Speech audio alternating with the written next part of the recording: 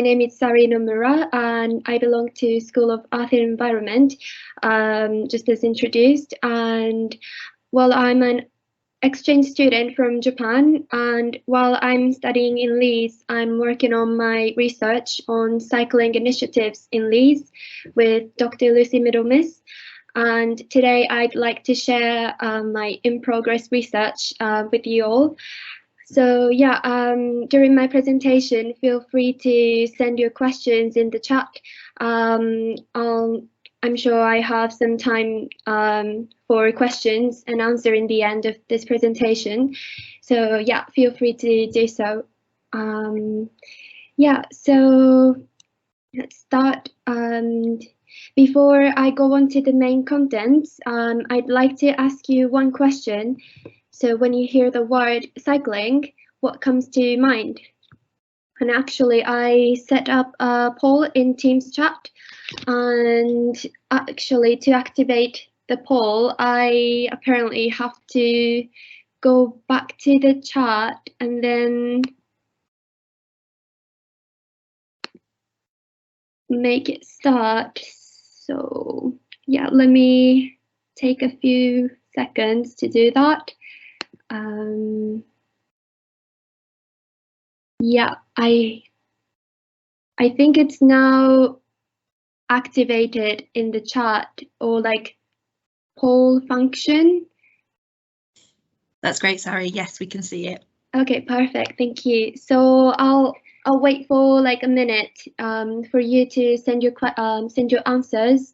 So yeah, if you could type a few words that comes to your mind when you hear the word cycling, that would be great.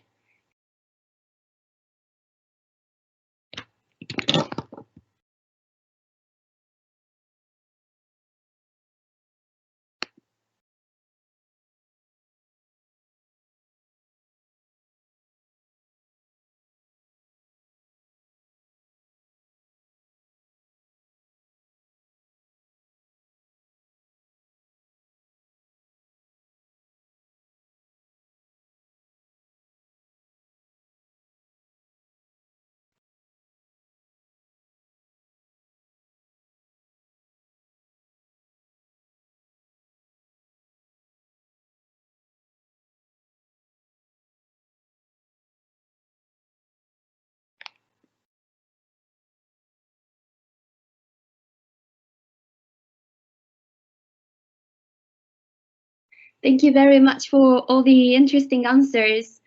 This is my first time to use this word cloud function, so it's very interesting that we can see like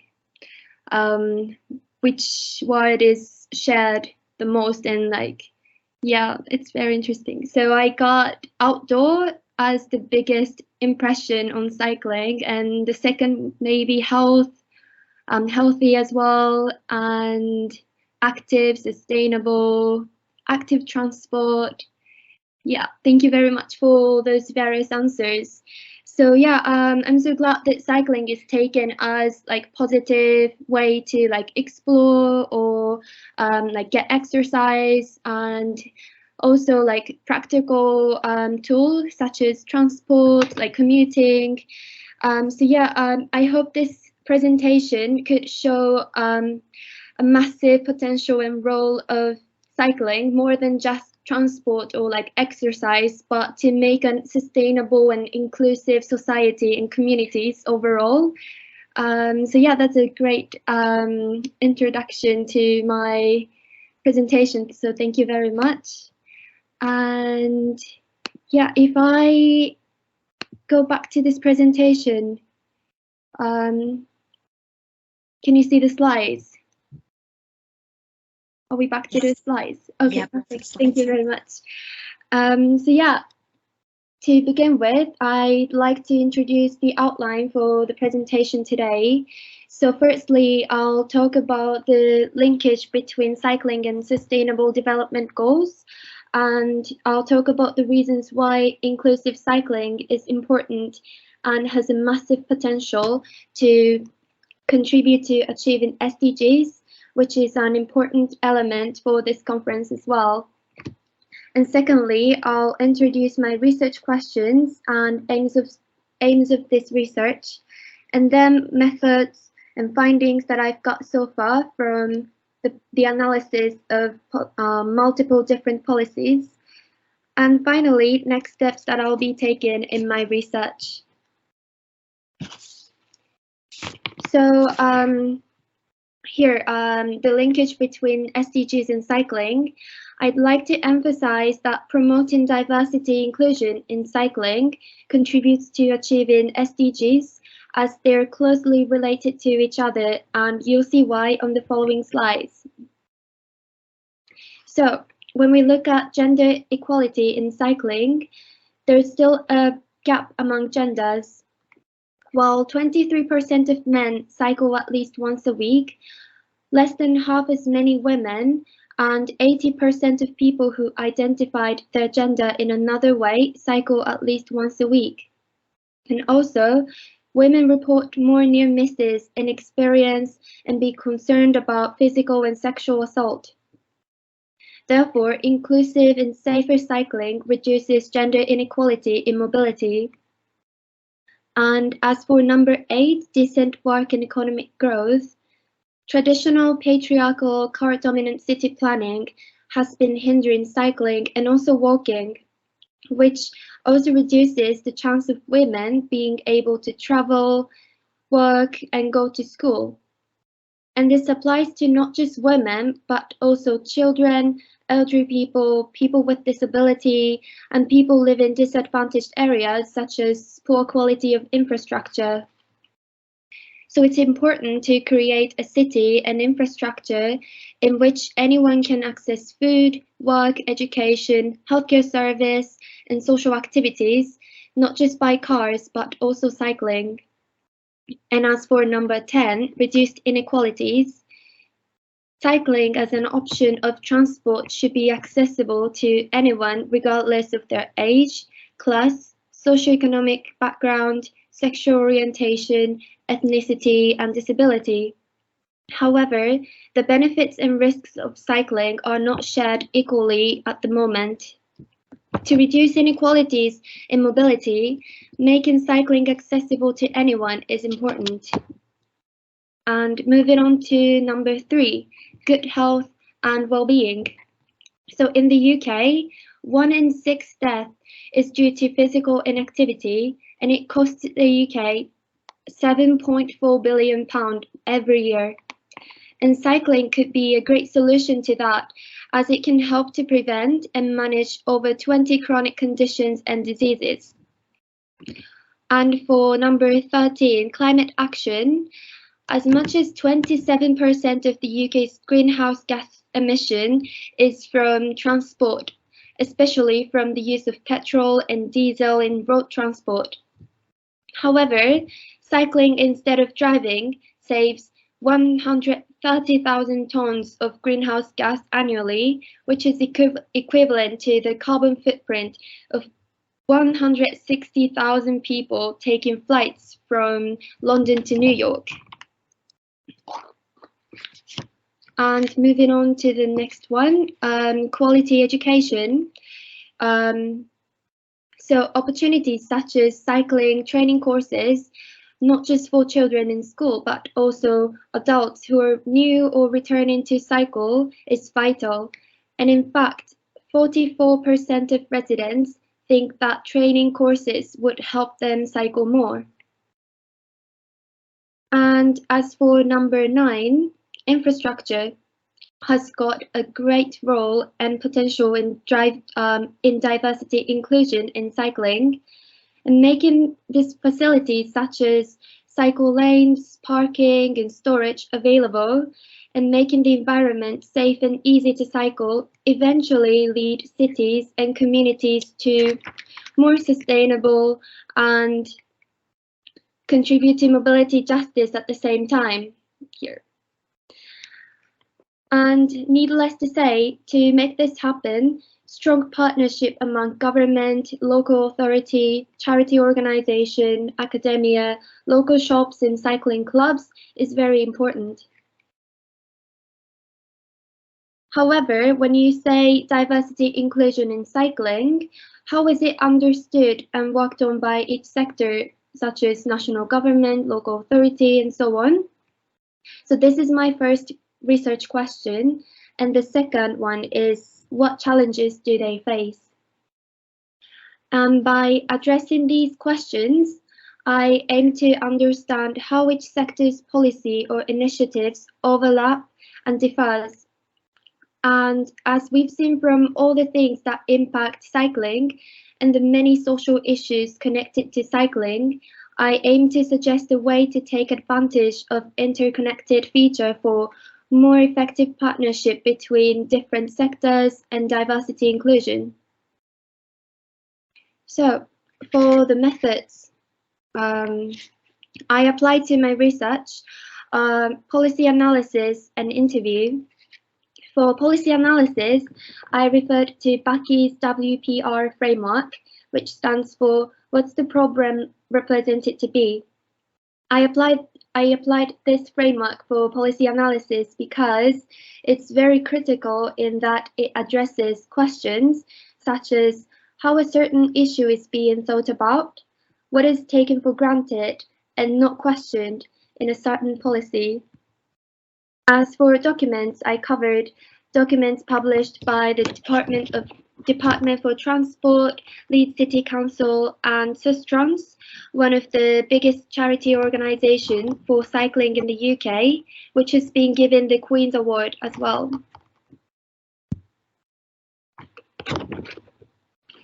And the second bit is interview, which is still in progress. So here I've interviewed Sustrans, Bike Hub, from the University of Leeds, and an academic professional specialised in cycling policy. And I aim to have an interview with also Leeds City Council, local cycling clubs, local cycling shops or repairing hub, and also Pride Out, which is LGBTQ+ cycling community in the UK.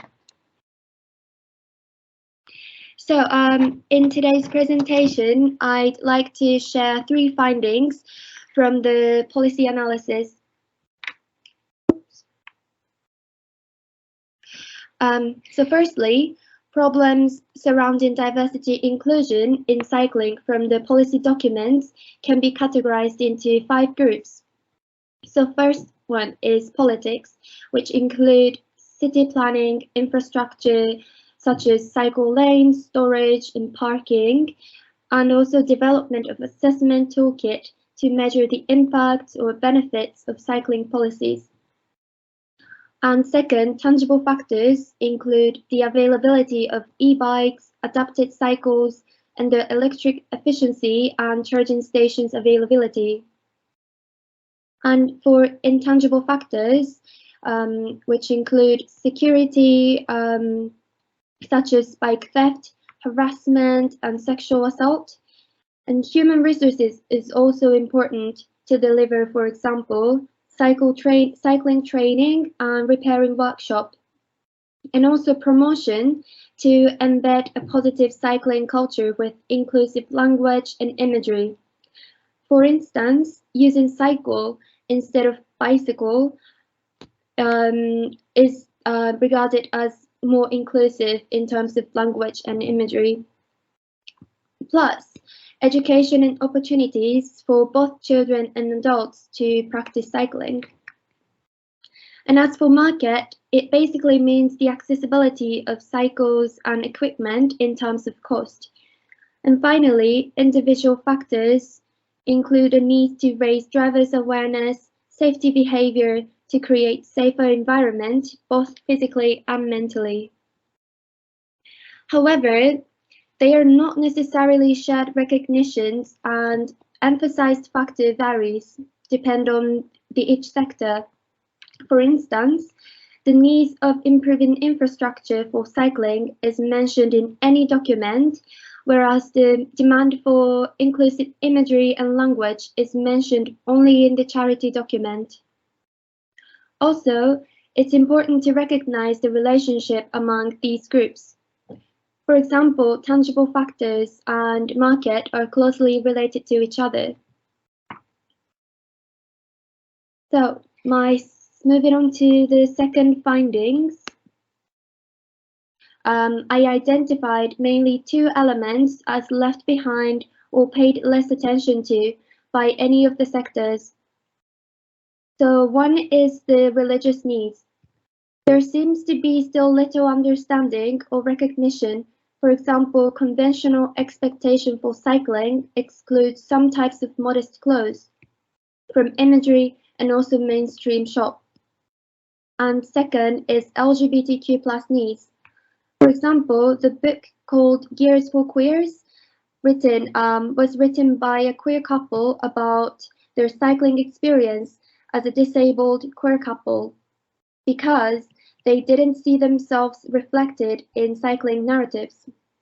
And in fact, many governmental documents on cycling show data with only men and women categorization.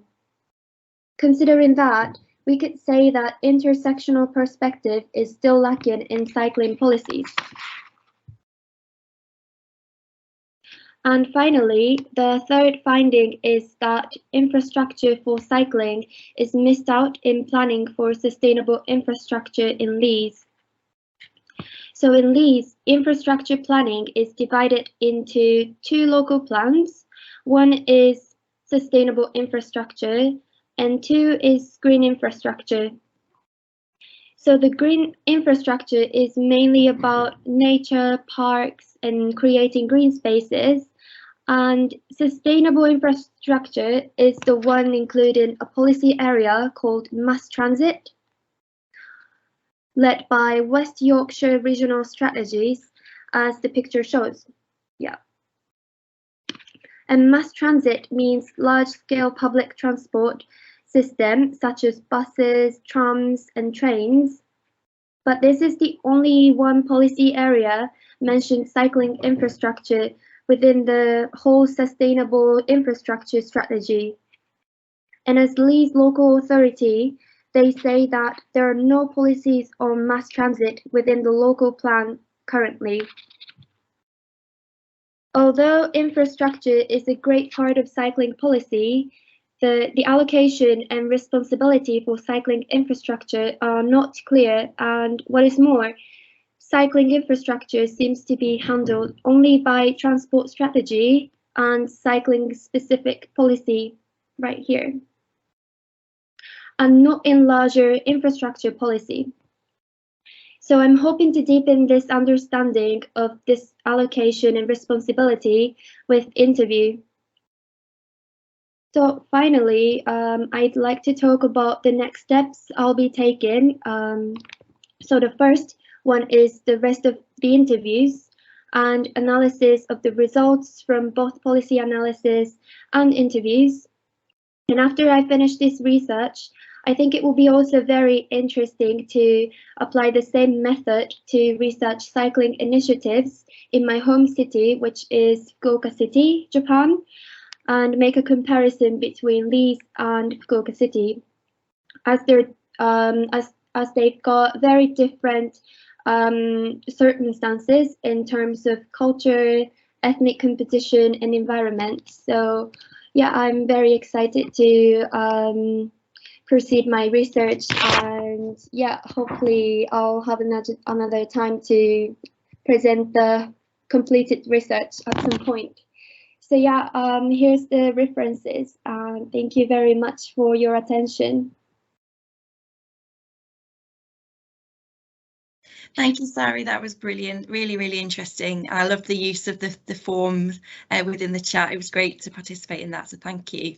And yeah, really interesting to hear your research so far. Interesting to point out maybe some kind of disjoints, disconnections in the policy at a local level, and I do hope that you're able to explore that further as your interviews progress, and it would certainly be interesting to hear more about that. And great also to know that you've already engaged with Roman at the Bike Hub, but certainly he and my other colleague Nicole, who works around sustainable travel, I'm sure would be more than helpful to help those links up with other potential interviewees. So definitely I think that's worth exploring too. We do have one comment on the chat that I'll come to in a second, but just yeah, that call out, if you have got questions or comments for Sari, please do add them to the chat now. But our first comment is from Jasmine. Thank you, Jasmine. And Jasmine says, I like how you've mentioned that city planning is patriarchal. It's built around men doing 9-to-5 jobs and therefore not conducive to short journeys that don't go into the city, into the centre of town. Would cycling require a massive redesign of all cities? Yeah, yeah, this is a bit difficult and complicated part of cycling policy, I think. So thank you very much for bringing that up. So yeah, currently, both in Leeds local authority and also Sustrans, such as charity organisation, put very much focus on infrastructure, and especially Sustrans put a huge focus on networks, not just one way from, for example, residential area to city centre for cycling, but also more complicated networks around in the cities, because as you said, conventional city planning and cycling initiatives tended to be focused on male-dominant traveling habits, so from only residential areas to city centers where you have your offices. So this is not really friendly to people who want to cycle more complicated way, for example, go to school to drop your children and then go groceries to get some food and then go to city hall to get some documents, for example. This kind of complicated short journeys, as you said, is not regarded or considered. So I think nowadays it's more recognized and mentioned in documents and stuff, but yeah, in terms of change and actual construction part, it will be very complicated and difficult and massive work, I guess, but it's also very important to create accessible environment for cycling for anyone and everywhere. So yeah, it's very tough, but I think it's very important at the same time too. I hope it answers your question. Yeah. Thanks, Sari. And I just wondered, actually, you mentioned you're hoping to explore and compare cycling in Leeds with your home city. Mm-hmm. Just at a high level, how do you see them being different? Is it a much more cycle friendly city that you've come from, or the reverse? Mm-hmm. Yeah. So from my personal experience, because I didn't live in a city center, where I lived and my university was in very countryside, so it was pretty it was not busy area to cycle, so I've never felt danger when I was cycling. But still, the ethnic composition is very different, and I think in many policy documents they don't really mention diversity communities.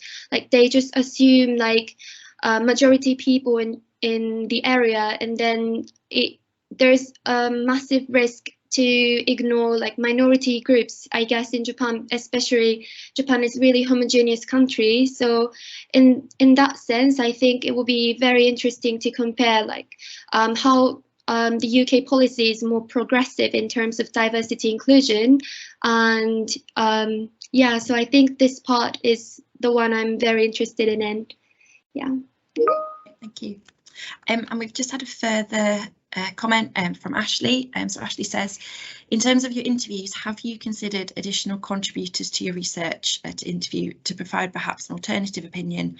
It would be interesting to see if there are any counter arguments or challenges, or even thoughts from people who are members of other clubs, such as running clubs, walking clubs, etc. Hope that makes sense. Interesting research. So any thoughts on that, Sari? Right. Yeah, counter arguments and like trying to look at the opposite point of view would be very interesting, and I think it's very important to have my research more critical and objective. So yeah, that's a very interesting comment. Thank you so much. And yeah, I've been thinking about having interviews with local cycling clubs, but I've never thought about walking clubs. But yeah, when we think about, for example, sharing the same road with pedestrians and cyclists, maybe people who walk feel a bit danger sharing the same road with cyclists. So in that sense, I think it will be very interesting to hear what their opinion is about cycling policy and what. Yeah, that will be very interesting. So yeah, thank you very much for your comment. Thank you, and thanks for the comment and the question, Ashley. And yeah, I think drawing on that point, understanding or exploring the different road users in a kind of, I guess, predominantly a commuting context or a context whereby cycling is used for a specific purpose or journey, but also perhaps comparing the leisure journeys or the leisure use of cycling as well, and perhaps other modes of transport or other leisure activities could be really interesting. But appreciate you have a scope to work to in your research, and there are many things it would be wonderful to explore, but not always possible all at the same time. But thank you, Sari, very much for a really insightful presentation.